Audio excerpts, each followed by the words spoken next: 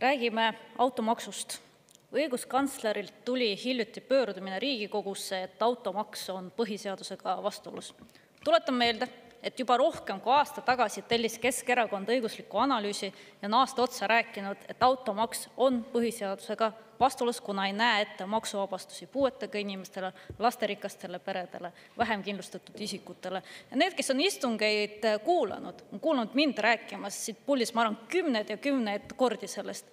Ja seetõttu Keskerakond juba aasta tagasi märtsis pöördus presidendi poole palvega automaks mitte välja kuulutada, kuna see on vastuolus põhiseadusega.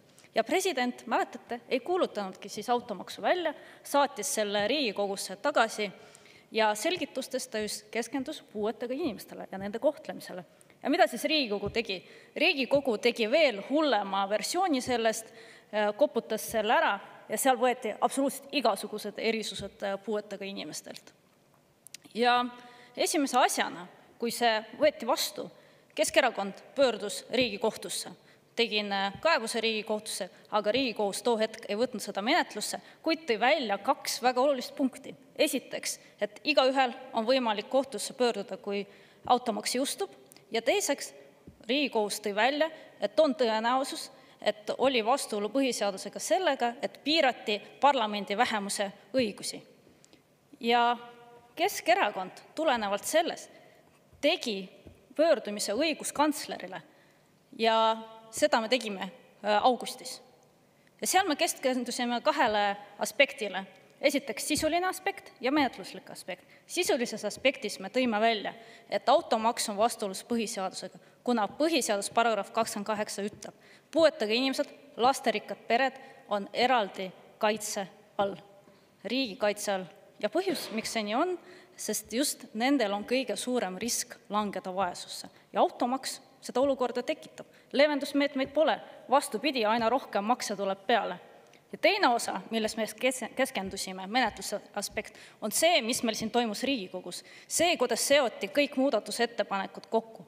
Me esitasime muudatusettepanek, mis puudutasid neid ühiskonnarühmi, kes täna vajavad kõige rohkem abi.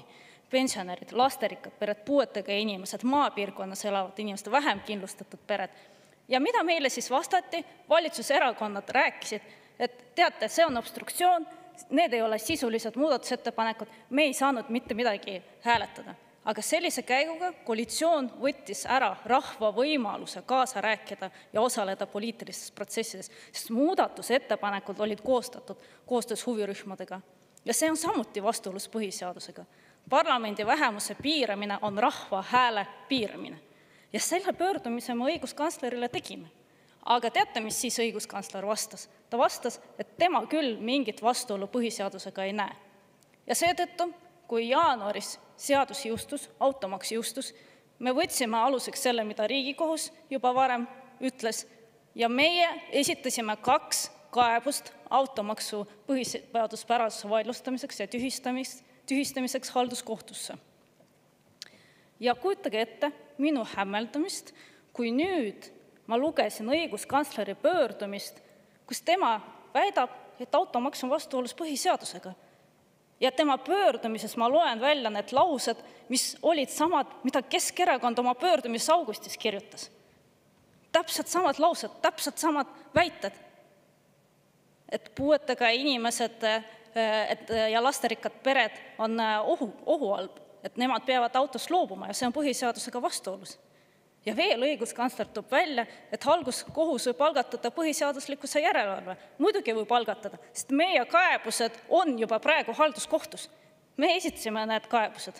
Nii et ma ütlen teile, Keskerakond on alati võidelnud õigluse eest ja automaks on ebaõiglane kogu Eesti rahva suhtes. Ja ma luban teile, te võite meie peale loota, me oleme võidelnud. Meie võitlus pole kunagi olnud loosunglik, vaid süsteemne, sisuline. Me jätkame võitlus siin Riigikogu saalis, kohtusaalis. Vajadusel lähme Riigikohtuni välja, et automaks tühistada. Me lubame Tallinnas kompenseerida lastega peredele, puuetega inimestele automaksu. Ja seda saame teha juba oktoobris, kui Keskerakond tuleb tagasi võimule. Me oleme juba Tallinna linnavolikogus vastava eelnõu esitanud.